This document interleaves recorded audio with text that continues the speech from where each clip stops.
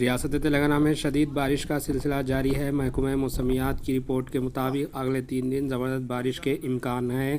ख़ास तौर पर तेलंगाना के ज़िले निर्मल में धुआंधार तूफ़ानी बारिश का सिलसिला जारी है। निर्मल ज़िला सैलाब जैसा नज़र आने लगा है। तेलंगाना में शदीद बारिश की तौसी पर चीफ मिनिस्टर के चंद्रशेखर राव ने हिदायत जारी की कि लोगों को घरों में ही के अंदर ही रहने की अपील की। Bureau report, AHN news.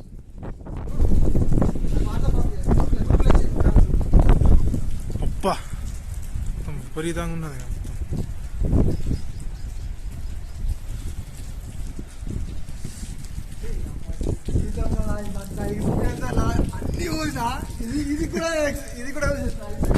అయిపోయింది ఇలాంటి సిచ్యువేషన్.